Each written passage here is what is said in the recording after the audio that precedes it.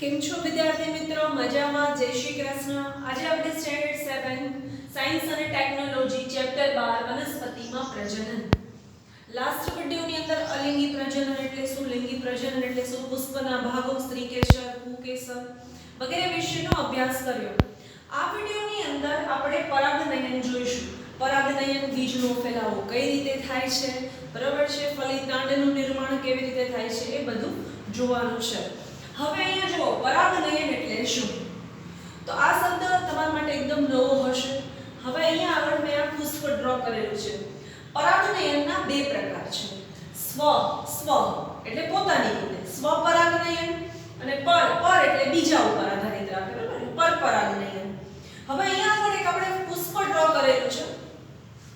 પુષ્પની અંદર આપણે બધા જ ભાગો વિશેનો અભ્યાસ કર્યો કે સ્ત્રી કેસરની રચના કેવી હોય, પુંકેસર કેવું હોય, એ તમને ડ્રો કરીને બધું બતાવેલું હતું, બરાબર છે.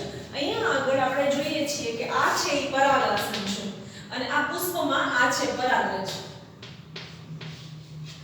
આપણે એવું પણ સમજાવેલું હતું કે પરાગરજ ક્યાં ઉત્પન્ન થાય, તો કે પરાગાશયમાં. તો આ પરાગાશયમાં ઉત્પન્ન થતી પરાગરજ એને એ જ પુષ્પના પરાગાસન ઉપર સ્થાપિત થાય. પરાગાસન છે એ કેનો ભાગ છે, તો કે સ્ત્રી કેસરનો ભાગ છે. તો કે એ જ પુષ્પની પરાગરજ એ જ પુષ્પના પરાગાસન ઉપર જ્યારે સ્થાપિત થતી હોય તો એને શું કહેવાય, તો કે સ્વપરાગનયન. પોતાના ફૂલના મતલબ કે પુષ્પના સ્ત્રી કેસરના, સાંભળજો, પોતાના પુષ્પના સ્ત્રી કેસરના પરાગાસન ઉપર જ્યારે સ્થાપિત થતી હોય તો એ છે સ્વપરાગનયન. પણ જો અહીંયા આગળ બે પુષ્પ ડ્રો કરેલા છે. પ્રથમ પુષ્પની જે પરાગરજ છે, પ્રથમ પુષ્પની પરાગરજ બીજા પુષ્પના પરાગાસન ઉપર, જો આની પરાગાસન, આ પરાગરજ જે છે એ બીજા પુષ્પના પરાગાસન ઉપર, બીજું પુષ્પ એટલે કે માની લ્યો કે આ ગુલાબનો પ્લાન્ટ છે, બરાબર છે. આ એક ગુલાબનું ફૂલ છે, આ બીજું ગુલાબનું ફૂલ છે. તો અહીંયાથી પરાગરજ જે છે એ નીકળી અને આ બીજા જે ફૂલ, મતલબ કે બીજું જે ગુલાબનું ફૂલ છે, ગુલાબના ફૂલ તો કેટલા બધા હોય, મોટું માની લો કે છોડ હોય તો એ ક્યાં કેટલા બધા ઉગેલા હોય, બરાબર છે. જો આ ઇની પુષ્પ એક ગુલાબમાં, માની લો કે એક ગુલાબનું ફૂલ છે, એની પરાગરજ છે, એના સ્ત્રી કેસરના પરાગાસન ઉપર સ્થાપિત થાય તો એ સ્વથી. પણ માની લો કે આ એક ગુલાબનો છોડ છે, એમાં બે ગુલાબના ફૂલ છે, તો આની જે પરાગરજ છે, પહેલા ફૂલની જે પરાગરજ છે એ બીજા ફૂલના આ પરાગરજ પ્રથમ ફૂલની અથવા તો પુષ્પની, જેને કહીએ આપણે પરાગરજ, બીજા પુષ્પના પરાગાસન ઉપર સ્થાપિત થાય તો એ છે પરપરાગનયન, બરાબર છે. પર એટલે બે પુષ્પની જરૂર પડે, જેને અહીંયા એને પુષ્પની અંદર પરાગનયનની પ્રક્રિયા થતી હોય છે, બરાબર. આ સિમ્પલ. હવે આપણે આગળ જઈએ તો સામાન્ય રીતે પરાગરજ છે એ સખત રક્ષણાત્મક કવચ ધરાવે છે. આ ટાઈપની પરાગરજ હોય, આપણે બતાવેલું હતું, આની ઉપર એક આવરણ હોય, બરાબર છે. તો સામાન્ય રીતે પરાગરજ છે રક્ષણાત્મક કવચ ધરાવે છે. શું કામ? કારણ કે નહીંતર સુકાઈ ન જાય. જો કવચ ના હોય તો પરાગરજ સુકાઈ જાય, તો એ સુકાઈ ન જાય એટલા માટે પરાગરજ છે સખત રક્ષણાત્મક કવચ ધરાવે છે. ફરી પરાગરજ છે વજનમાં એકદમ હલકી છે. આથી ઘણી વખત એવું થતું હોય કે સરળતાથી એ ખરી પડે અને હવામાં ઉડી જતી હોય, બરાબર છે. ઘણીવાર પાણી દ્વારા પણ એ વહન પામતી હોય છે. ફરીથી પરાગરજ છે વજનમાં હલકી હોય, પવન દ્વારા ઉડીને અન્ય જગ્યાએ પડતી હોય છે. માની લ્યો કે ઉડી અને બીજા પુષ્પ ઉપર પડી, બરાબર છે, નીચે પડી જાય ઘણીવાર, તો પાણી દ્વારા પણ પરાગરજ છે વહન પામતી હોય છે. ઘણી વખત એવું થાય કે જીવજંતુઓ છે, નાના જે ઓલા ભમરા ને એવું હોય, એ ભમરા ફૂલોનો રસ સૂંઘવા માટે આવતા હોય, તો એ ભમરા જે છે એ નાના જે જીવજંતુઓ છે પુષ્પની મુલાકાત લે તો એના શરીર સાથે ઘણીવાર ચોંટી જતી હોય છે પરાગરજ, કારણ કે વજનમાં એકદમ હલકી છે અને તરત જ એના જીવજંતુઓ જે છે પુષ્પની મુલાકાત લે તો તેના શરીર ઉપર પરાગરજ ચોંટી જાય અને પછી એ જ ભમરો અન્ય બીજા ફૂલ ઉપર બેસે તો એ ત્યાં જઈને પડે, બરાબર છે, એટલે કે બીજા ફૂલ ઉપર પડી જતી હોય. તો ઘણી વખત પરાગરજ છે એ તે જ પ્રકારના પુષ્પના પરાગાસન ઉપર સ્થાપિત થાય અને ક્યારેક મેં હમણાં જ તમને કીધું કે આ પરાગરજ છે એને જ પુષ્પના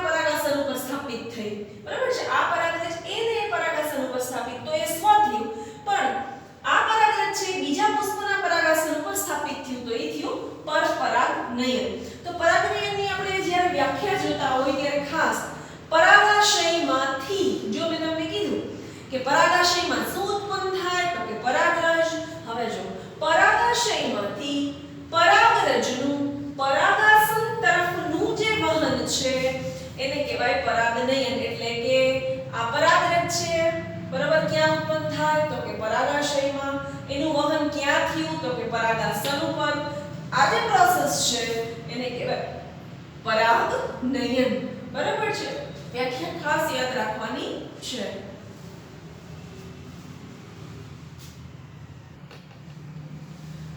સ્વપરાગનયન જોઈએ તો આ પ્રકારના પરાગનયનમાં એક પુષ્પના પુકેસરની, એક જ પુષ્પના પુકેસરની પરાગરજ, પુકેસરની પરાગરજ એ જ પુષ્પના સ્ત્રી કેસરના પરાગાસન ઉપર સ્થાપિત થાય તો એને કહેવાય સ્વપરાગનયન. આ ક્રિયાની અંદર ભમરા, પતંગિયા જેવા કીટકોની જરૂર પડતી નથી. શું કામ જરૂર નથી પડતી? કારણ કે એને એક જ પુષ્પ ઉપર આ પ્રક્રિયા થાય છે. બરાબર છે, એ જ પુષ્પની પરાગરજ એ જ પુષ્પના સ્ત્રી કેસરના પરાગાસન ઉપર સ્થાપિત થાય છે. એટલે એને ક્યાંય અન્ય જગ્યાએ જવું પડતું નથી. માટે ભમરા કે પતંગિયા જેવા કીટકોની સ્વપરાગનયનમાં જરૂર પડતી નથી. હવે સ્વપરાગનયન દ્વારા જે બીજ ઉત્પન્ન થાય છે અથવા તો કોઈ ફળ ઉત્પન્ન થાય છે એ સાધારણ કક્ષાના હોય છે. બરાબર, સામાન્ય કક્ષાના હોય છે. જ્યારે પરપરાગનયનની આપણે વાત કરતા હોઈએ તો આ પ્રકારના પરાગનયનમાં એક પુષ્પના પુકેસરની પરાગરજ એ જ છોડના, મેં તમને કીધું કે ગુલાબનો પ્લાન્ટ હોય તો આ પણ ગુલાબનું ફૂલ છે, આ પણ ગુલાબનું ફૂલ છે, અહીંયા બે ફૂલ છે. તો આની જે પરાગરજ છે બરાબર છે એ બીજા ગુલાબના ફૂલના પરાગાસન ઉપર જો સ્થાપિત થતી હોય અથવા તો જો શું કીધું છે કે આ પ્રકારના પરાગનયનમાં એક પુષ્પના પુકેસરની પરાગરજ એ જ છોડના બીજા પુષ્પ અથવા તો તેના જેવા અન્ય છોડના પુષ્પના પરાગાસન ઉપર જ્યારે સ્થાપિત થાય બરાબર છે તો તેને કહેવાય પરપરાગનયન. આ ક્રિયાની અંદર ભમરા અને પતંગિયા જેવા કીટકોની જરૂર પડે. શું કામ પડે? એક જગ્યાએથી બીજી જગ્યાએ પરાગરજને જવું છે એટલા માટે. બરાબર છે, મેં હમણાં જ કીધું કે ઘણીવાર પવન દ્વારા ઉડીને અન્ય સ્થળે પડતી હોય બરાબર છે, ક્યારેક પાણી દ્વારા. અને ભમરા અને પતંગિયા જેવા કીટકો જ્યારે ફૂલો ઉપર બેસે ત્યારે પરાગરજ એની સાથે ચોંટી જાય અને અન્ય ફૂલો ઉપર બેસે તો ત્યાં સ્થાપિત થતી હોય છે. તો આ ક્રિયાની અંદર પરપરાગનયનની અંદર ભમરા અને પતંગિયા જેવા કીટકોની જરૂર પડતી હોય છે. આના દ્વારા એટલે કે પરપરાગનયન દ્વારા ઉત્પન્ન થતા બીજ અને ફળ છે એકદમ ઉચ્ચ કક્ષાના હોય છે. બરાબર છે, તો આ ટોપિક આપણે અહીંયા પૂરો કરીએ કે શું કહેવાય સ્વપરાગનયન, પરપરાગનયન. આનો તમને તફાવત પણ પૂછાઈ શકે.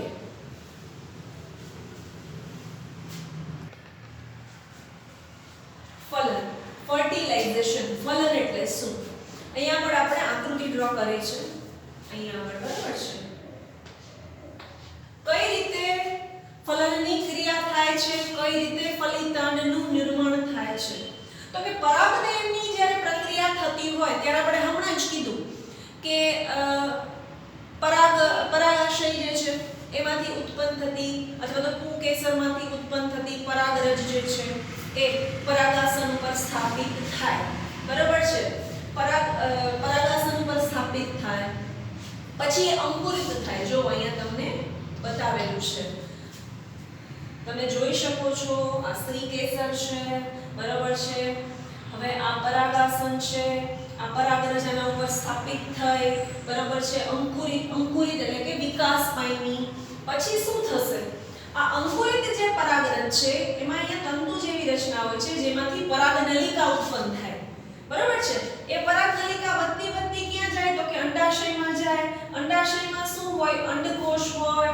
બરાબર છે, આ જે પરાગરજ છે અંકુરિત પરાગરજ છે પરાગનલિકા મારફતે ક્યાં પહોંચે છે તો કે અંડાશયમાં જાય છે. ત્યાં કોણ હોય તો કે અંડકોષ હોય. બરાબર છે, આ છે નરજન્યુ, આ છે અંડકોષ શું છે તો કે માદાજન્યુ. તો આ નરજન્યુ અને માદાજન્યુના સંયુગ્મનથી બનતી જે રચના છે એને કહેવાય ફલિતાંડ. રિપીટ અગેન, ફરીથી પરાગનયનની જ્યારે પ્રક્રિયા થતી હોય એ સ્વપરાગનયન હોય કે પરપરાગનયન હોય. પરાગાશયમાંથી ઉત્પન્ન થતી પરાગરજ જ્યારે પરાગાશન પર સ્થાપિત થાય, અંકુરિત થાય, અંકુરિત પરાગરજ જે છે એ ક્યાં જશે તો કે તંતુ જેવી રચના એટલે કે પરાગનલિકા ઉત્પન્ન થશે. જો આ અહીંયા હતી બરાબર છે, હવે ક્યાં વહી ગઈ અહીંથી તો કે પરાગનલિકા મારફતે તમે એ જોઈ શકો છો અંકુરિત પરાગરજ છે ક્યાં જતી રહે છે તો કે આ તંતુ જેવી રચના એટલે કે પરાગનલિકા ક્યાં ખુલે છે જઈને તો કે જો અહીંયા આ શું છે તો કે અંડાશય. બરાબર છે, તો પરાગનલિકા મારફતે પરાગનલિકા વિકાસ પામે છે અહીંયા નથી, પછી ધીમે ધીમે વિકાસ પામી અને ક્યાં પહોંચે, ક્યાં છેડાઈને આડે છે જો તો કે અંડાશયમાં અહીંથી ક્યાં પહોંચી ગઈ, અહીંયા પહોંચી ગઈ. બરાબર છે, અહીંયા આગળ અંડાશયમાં કોનું મિલન થશે તો કે નરજન્યુ અને માદાજન્યુ એટલે કે આ અંકુરિત પરાગરજ છે એનું અંડકોષ સાથે સંયુગ્મન થશે અને ફલિતાંડ બને છે. જો આ ફલિતાંડની રચના એકદમ આ બધે ભેગું થશે અહીંયા. બરાબર છે, તો આપણે કહી શકીએ કે જન્યુઓના સંયુગ્મનથી રચાતા કોષને ફલિતાંડ કહે છે. નરજન્યુ અને માદાજન્યુ નું સંયુગ્મન થવાની ક્રિયાને ફર્ટિલાઇઝેશન એટલે કે ફલન કહેવાય. ફલિતાંડ જે છે એ ભ્રૂણની અંદર, આ ભ્રૂણ અંદર છે, આની અંદર વિકાસ પામે છે. બરાબર છે, ફરીથી નરજન્યુ અને માદાજન્યુનું સંયુગ્મન થવાની ક્રિયાને ફલન એટલે કે ફર્ટિલાઇઝેશન કહેવાય. ફલિતાંડ બની ગયા પછી તેનો વિકાસ જે છે એ ભ્રૂણમાં થાય છે. બરાબર છે, હવે ફળ અને બીજ નિર્માણની આપણે વાત કરીએ તો કે ફલન પછી અંડાશય જે છે મેં તમને બતાવ્યું અંડાશય છે એ ફળમાં પરિણમે છે અને પુષ્પના બીજા ભાગો જે છે ખરી પડે છે. આપણે કેરીનું ઉદાહરણ વ્યવસ્થિત રીતે સમજાવ્યું હતું કે કેરીમાં મોર આવે પછી ધીમે ધીમે સાઈડના અમુક ફૂલો ખરી જાય, અમુક ફૂલ જે બચેલા છે મોર જે છે એમાંથી ધીમે ધીમે ફળનું નિર્માણ થતું હોય. બરાબર છે, કેરીનું નિર્માણ આપણી કેરી પર ધીમે ધીમે આખી રસાળ, માંસલ અને દળદાર કેરી બનતી હોય છે. તો ફલન પછી અંડાશય જે છે ફળની અંદર પરિણમે અને પુષ્પના બીજા ભાગો ખરી પડે છે. ફળ શું છે તો કે ફળ એ પાકી ગયેલું અંડાશય છે. ક્વેશ્ચન 1 માર્ક્સ ની અંદર પૂછાઈ શકે આ ફળ શું છે? ફળ, ફૂલ. તમે જુઓ તો ખરા ભગવાને કેટલી જાતના ફળ, કેટલી જાતના ફૂલો બનાવ્યા છે. બરાબર છે, આપણે આવો બધો વિચાર આવવો જોઈએ કે જેમ રિપ્રોડક્શન સિસ્ટમ હ્યુમન એટલે કે મનુષ્યની અંદર છે તેવી રીતે આમાં પણ કેવી રીતે આખું ફળોનું નિર્માણ થતું હોય. બરાબર છે, તો શું થાય છે તો કે ફળ એ પાકી ગયેલું અંડાશય છે. અંડકોષમાંથી બીજનું નિર્માણ થાય છે. બરાબર છે, અંડકોષમાંથી જ્યારે બીજ નિર્માણ પામે છે તો બીજ જે છે રક્ષણાત્મક બીજાવરણમાં ભ્રૂણ ધરાવે છે. બરાબર છે, ફરીથી અંડકોષની અંદરથી શું નિર્માણ પામે તો કે બીજ. તમે બોર ખાઓ, બોર સરસ મજાનું ખાઈ લો પછી શું નીકળે તો કે ઠળિયો ગમે ત્યાં ફેંકી દો. તમે લોકો ક્યારે ડુંગર ઉપર કે રસ્તામાં કે બોરડી વાવવા ગયા તો કે ના, અન્ય બીજા બધા વૃક્ષો એ જો તમે જોઈ લો પણ એ ખરી પડે એટલે એની મેળે મેળે અમુક વૃક્ષો જે છે એ ખરી પડે, મતલબ અમુક બીજ જે છે સીડ જે છે એ ખરી પડે તો એની મેળે મેળે સૂર્યપ્રકાશ, પાણી અને અનુકૂળ વાતાવરણમાં તેની મેળે ઉગી નીકળતા હોય છે અને અમુકને વ્યવસ્થિત ખાતર આપી અને વાવવા પડતા હોય છે બીજને. બરાબર છે, તો અંડકોષમાંથી બીજનું નિર્માણ થાય. બીજ જે છે એ રક્ષણાત્મક બીજાવરણમાં ભ્રૂણ ધરાવે છે. હવે ફળોની વાત આવે તો અમુક ફળો છે એ માંસલ, દળદાર અને રસાળ હોય જેમ કે સફરજન, કેરી, નારંગી. આવા તો ઘણા ફળો છે. જ્યારે કેટલાક ફળો છે એ કઠણ અને શુષ્ક હોય છે તો એમાં કોણ આવે તો કે બદામ, અખરોટ. આ બધા શુષ્ક ફળો કહેવાય. ફળ કહેવાય પણ ડ્રાય મતલબ ફ્રૂટ છે. જ્યારે આ બધા છે એકદમ રસદાર છે. બરાબર, કેરીનું નામ સાંભળીને તો એકદમ આપણે મોઢામાં પાણી આવી જતા હોય છે. સફરજન તમે બધું ખાઓ છો, નારંગી, મોસંબી, આ બધા રસાળ ફળો કહેવાય. તો ફળોના પણ પ્રકાર માંસલ અને દળદાર ફળો અથવા તો માંસલ અને રસાળ, અને અમુક જે ફળો છે કઠણ છે અને શુષ્ક છે. બરાબર છે, તો આ રીતે ફળ અને બીજનું નિર્માણ થતું હોય છે. હવે આપણે જોઈએ બીજનો ફેલાવો કઈ રીતે થાય છે.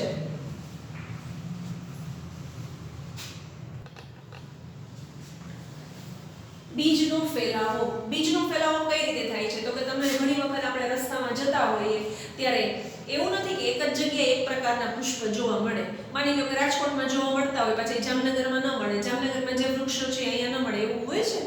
દરેક સ્થળે તમને તમને દરેક પ્રકારના પુષ્પો જોવા મળતા હોય છે. તો એ કઈ પ્રક્રિયાથી થાય તો કે આ બીજના ફેલાવાથી. એવું નથી કે એક જ જગ્યાએ બધા જે પુષ્પ છે એ તમને જોવા મળે કે એક જ જગ્યાએ બધી વનસ્પતિ જોવા મળે. બરાબર છે. જો બીજનો ફેલાવો થવો વનસ્પતિ માટે ખૂબ જ જરૂરી છે. બરાબર છે. ઘણી વખત એવું થાય કે એક જ જગ્યાએ બધી વનસ્પતિઓ ભેગી થઈ બાકીના અમુક જગ્યાએ નથી તો શું થાય તો કે એક જમીન ઉપર પછી ખનિજ ક્ષાર ને પાણી ને ટૂંકમાં અહીંયા જ વનસ્પતિ દરેક માની લ્યો કે એક જ જગ્યાએ એક જ રૂમમાં તમે બધા ભેગા બેસાડી દેવામાં આવે તો બધાના કાર્બન ડાયોક્સાઇડ ભેગા થઈ જાય, તમે વ્યવસ્થિત રીતે બેસી ન શકો, જગ્યા માટે સ્પર્ધા થવા માટે બોલો કે મારે અહીં બેસવું છે, બેસવું સમાવે નહીં તમે. બરાબર છે. તો વનસ્પતિમાં એવું જ છે કે એક જ જગ્યાએ બધી વનસ્પતિ ઉગી જાય, એક જ જગ્યાએ બધા બીજ પડી જાય, એક જ જગ્યાએ બીજ પડી જાય, બાકી જગ્યાએ બીજ પડે જ નહીં તો લીમડો અન્ય સ્થળે જોવા જ ન મળે ને. એવું થાય ને કે રાજકોટમાં લીમડા જોવા મળે, અન્ય સ્થળે ન મળે. તો એટલા માટે બીજનો ફેલાવો જરૂરી છે જેથી વનસ્પતિની અંદર સ્પર્ધા ન રહે. બરાબર છે. બધી જગ્યાએ ફેલાયેલી રહે વનસ્પતિ, એક જ જગ્યાએ જથ્થો ન થાય. તો આ માટે બીજનો ફેલાવો થવો ખૂબ જ જરૂરી છે. બીજનો ફેલાવો મનુષ્ય દ્વારા થતો હોય. મેં તમને કીધું કે આપણે ઘણીવાર અમુક વસ્તુ ખાઈને ઠળિયા ફેંકી દેતા હોય. બરાબર. એની અહીંયા પાણી મળે, વરસાદની ઋતુમાં યોગ્ય વાતાવરણ મળે, સૂર્યપ્રકાશ મળે, જમીનમાંથી ખનિજ ક્ષારો મળે એટલે વનસ્પતિ છે એ ઉગી નીકળતી હોય છે. તે મનુષ્ય દ્વારા થાય. આ સિવાય બીજનો ફેલાવો છે પવન, પાણી તથા પ્રાણીઓ દ્વારા પણ થતો હોય જેને બીજ વિકિરણ કહેવાય. બરાબર છે. બીજનો ફેલાવો જેને કહેવાય બીજ વિકિરણ. ફરીથી બીજનો ફેલાવો પવન, પાણી તથા પ્રાણીઓ દ્વારા થાય છે. વનસ્પતિની અંદર બીજ વિકિરણ આ રીતે થતું હોય. તો સૌપ્રથમ આપણે લઈએ પવન દ્વારા કઈ રીતે બીજ વિકિરણ થાય તો કે ઘણી વખત ટૂંકમાં ઘણી વનસ્પતિના બીજ એવા હોય છે જે વજનમાં નાના, હલકા અને પાંખોવાળા હોય. વનસ્પતિના બીજ વજનમાં હલકા, નાના અને પાંખોવાળા હોય તો શું થાય વધારે પડતો પવન આવે તો એ ખરી પડે. બરાબર છે. અન્ય જગ્યાએ ઉડી ઉડીને જાય પછી ત્યાં તો કે ત્યાં એને જો પાણી અને યોગ્ય વાતાવરણ મળે તો ત્યાં એ ઉગી નીકળે. તો અહીંયા આપણે વાવવા ન જવું પડતું. બાવળને કોઈ દી વાવવા ગયા તો કે ના, બાવળને ક્યાંય વાવવા ગયા એની સિંગો પડીને દૂર દૂર સુધી ફેલાતી હોય. બાવળની અંદર સિંગો હોય. બરાબર છે. એ દૂર દૂર સુધી ઈ સુકાઈ જાય પછી એમાંથી બીજ નીકળે, ઈ પડી જાય, હવા દ્વારા પડી જાય, દૂર દૂર સુધી ફેલાય. યોગ્ય વાતાવરણ એટલે શું તો કે હવા, પાણી અને સૂર્યપ્રકાશ મળે એટલે ઉગી નીકળતા હોય. તો દાખલા તરીકે સરગવો અને મેપલ જ્યારે કેટલીક વનસ્પતિના ફળ તથા બીજ વજનમાં હલકા અને રોમમય હોય છે, તંતુ જેવા હોય. બરાબર છે. આમાં શું કીધું કે નાના, હલકા અને પાંખોવાળા હોય. કોના તો કે સરગવો અને મેપલ. યાદ રાખજો ઉદાહરણ. બરાબર છે. પવન દ્વારા કઈ વનસ્પતિનું બીજ વિકિરણ થાય. ઘણી વનસ્પતિ હોય પણ આપણે અહીંયા જેટલા એક્ઝામ્પલ આપ્યા છે એટલા જ એક્ઝામ્પલ હું આપીશ. તો ઘણી વનસ્પતિના બીજ નાના, હલકા અને પાંખોવાળા હોય છે. સરગવો અને મેપલ. જ્યારે કેટલીક વનસ્પતિના ફળ તથા બીજ હલકા અને રોમમય હોય છે, તંતુ જેવા હોય છે. તો કોણ તો કે સૂર્યમુખી અને મદારનું બીજ. બરાબર છે. આવા બીજનો ફેલાવો પવન સાથે થતો હોય છે. પવન સાથે હવામાં તે ઉડે છે, દૂર દૂર સુધી ફેલાય, યોગ્ય વાતાવરણ મળે તો ત્યાં તે ઉગી નીકળે છે. ઘણી વખત તમે રસ્તાઓમાં દૂર દૂર તમે જતા હોય એકદમથી બીજે ગામ તો ત્યાં તમને સરગવોની જોવા મળે તો ઘણીવાર વિચાર આવે કે કોણ વાવાયું હોય પણ પવન દ્વારા જે બીજ છે એ ફેલાઈ જતા હોય અને યોગ્ય વાતાવરણ મળે. ઘાસને કોઈ ઉગાડવા જાય તો એ ઉગી નીકળે છે ને. શું કામ કે એનો ફેલાવો આવી રીતે પવન દ્વારા થતો હોય તો એની મેળે મેળે એ ઉગવા માટે. પછી પાણી દ્વારા કઈ રીતે બીજ વિકિરણ થાય. બીજ વિકિરણ એટલે કે બીજનો ફેલાવો. તો કે કમળ, પોયણું જોયું છે બધાએ જોયું હશે. કમળ, પોયણું છે પાણીની અંદર થતું હોય. તો કમળ, પોયણું અને નાળિયેરીના જે બીજ છે એ પાણી દ્વારા એક સ્થળેથી બીજા સ્થળે, ઘણીવાર ખરે પાણી વહેતું હોય તો પાણી દ્વારા એ બધા બીજ છે એ એક સ્થળેથી બીજા સ્થળે, પછી પાણી રૂકી જાય. માની લો કે વરસાદ પડે છે, અમુક બીજો ખરી પડ્યા તો પાણી દ્વારા એ વહેતા જાય. પછી પાણીનો પ્રવાહ માની લો કે ધીમો પડે તો એને સ્થળે તટાઈ ગયા. બરાબર છે. અને યોગ્ય વાતાવરણ મળ્યું તો વનસ્પતિ ઉગી નીકળે. તો આ કમળ, પોયણું અને નાળિયેરીના જે બીજ છે એ પાણી દ્વારા એક સ્થળેથી બીજા સ્થળે જતા હોય તેમનામાં બીજ વિકિરણ પાણી દ્વારા થતું હોય છે. આ સિવાય બીજા ઘણા પણ તકમરિયા જે છે એનું પણ પાણી દ્વારા બીજ વિકિરણ થતું હોય છે. તકમરિયા પીવો છો ઘણી વખત આપણે ઠંડક માટે. પછી ફાલુદાની અંદર પણ ફાલુદો પીધો હશે તમે લોકો, એની અંદર પણ તકમરિયા હોય, પેટની ઠંડક માટે ઉપયોગમાં આવતા હોય છે. તો તકમરિયાનો ફેલાવો પણ પાણી દ્વારા થતો હોય છે. અહીંયા નામ નથી પણ આપણે યાદ રાખીશું. બરાબર છે. પ્રાણીઓ દ્વારા બીજ વિકિરણ. ઘણી વખત વનસ્પતિ પાસેથી પ્રાણીઓ નીકળતા હોય તો એની સાથે એની જે રૂવાટી છે એની સાથે બીજ ચોટી જતા હોય, પછી આગળ આમ ઘસાતા જાય, પછી પાછું ઘણીવાર એવું થતું હોય કે પ્રાણીઓ જે હોય ને એને આમ ઘસવાની આદત હોય, બરાબર છે, આમ શરીર ઘસતા હોય, તો ઘણીવાર શું થાય કે એ બીજ ત્યાં ખરી પડે, યોગ્ય વાતાવરણ મળે એટલે ત્યાં ઉગી નીકળે. તો ઘણી વનસ્પતિના જે બીજ છે એ કાંટાવાળા હોય, આથી તે વનસ્પતિની નજીકથી પસાર થતા પ્રાણીઓના શરીર સાથે ચોંટી જાય, બરાબર છે, અને દૂર દૂર સુધી પ્રાણીઓ જતા હોય, માની લો કે ગાય નીકળી એની સાથે ચોંટી ગયું, પછી ધીમે ધીમે આમ કરતા દૂર સુધી જ્યારે એક ગાય જે છે, ગાય જેવા અન્ય ઘણા પ્રાણીઓ, તો એમનું એક્ઝામ્પલ આપ્યું, એક સ્થળેથી જ્યારે બીજા સ્થળે જાય અને રૂવાટી સાથે આ બીજ ચોંટી જાય, અન્ય સ્થળે પડે, બરાબર છે, અને યોગ્ય વાતાવરણ મળે એટલે વનસ્પતિ ઉગી નીકળે, તો દૂર દૂર સુધી આ રીતે ફેલાય. દાખલા તરીકે ગોખરું અને ગાડરિયું, આ જે છે એ પ્રકારનું ઘાસ છે. ગાડરિયું જે છે, બરાબર છે, એ પ્રકારનું ઘાસ છે કે જેમાંથી વેલ્ક્રો બને. વેલ્ક્રો તમને ખબર છે શૂઝની અંદર હોય, પર્સમાં હોય, ઈ વેલ્ક્રો જે છે આપણે ઘણી વખત તમે લોકો જંગલમાં અધરવાઇઝ મતલબ કોઈ એવી અવાવરી જગ્યા ખેતરોમાં જાઓ તો એવા ઘાસ ઉગી નીકળતા હોય, તમારી આની સાથે આમ ચોટી જાય તમારા કપડા સાથે, તો તમને વેલ્ક્રો જેવું લાગે, તમે અડાડો ને એમ તોડીની ઘાસને તમે અડાડો તો એ ચોટી જાય. તો ઈ જે છે ઈ કોણ છે, તો કે આ ગાડરિયું છે, અને ગાડરિયુંમાંથી વેલ્ક્રો બને, વેલ્ક્રો, બરાબર છે. તો ગોખરું અને ગાડરિયું નામની જે વનસ્પતિ છે એ પ્રાણીઓ દ્વારા બીજ વિતરણ પામતી હોય છે. અહીંયા કોણ ઉગાડવા જાય ખેતરોમાં, ખેતરની આજુબાજુ ઘણી વાર જોવા મળે, લાંબી લાંબી સળી જેવું હોય અને અડાડો એટલે ચોટી જાય, એમાંથી વેલ્ક્રો બને, બરાબર છે. શીંગો ફાટવાથી બીજની કિરણ, તો ઘણી વખત ઘણી શીંગો જે છે, વટાણાની શીંગ બધાએ જોઈ છે, લીલા વટાણાની, હવે એ જ શીંગ જ્યારે સુકાઈ જાય ત્યારે સુકાય અને એની મેળે ફાટી જાય, મેળે ફાટે એટલે વટાણા ક્યાં પડે, નીચે, અને દૂર દૂર સુધી વજનમાં હલકા હોવાથી ફેલાય. તો ઘણી વનસ્પતિના બીજ જે છે એ સુકાઈને ફાટી જાય અને દૂર દૂર સુધી ફેલાતા હોય, યોગ્ય વાતાવરણ મળે, પાણી મળે એટલે ત્યાં ને ત્યાં ઉગી નીકળે. એક્ઝામ્પલ છે પૂછતા કે વટાણા, એરંડા, બાલસમ, બરાબર છે. આ સિવાય ઘણી શીંગો એવી હોય કે જે સુકાઈને એની મેળે ફાટીને તૂટી જાય અને એના જે બીજ છે એ દૂર દૂર સુધી ફેલાતા હોય, તો શીંગ ફાટવાથી પણ બીજનો ફેલાવો થતો હોય છે. તો અહીંયા આગળ આપણે આ ચેપ્ટર કમ્પ્લીટ કરીએ છીએ, વ્યવસ્થિત રીતે જ બધાને સમજાણું હશે, બરાબર છે, છતાં પણ વારે વારે કહું છું નાના નાના ક્વેશ્ચન બનાવો, ક્વેશ્ચન ઉપરથી જ તમને મોટા ક્વેશ્ચન આવડી શકે. ચલો આવજો.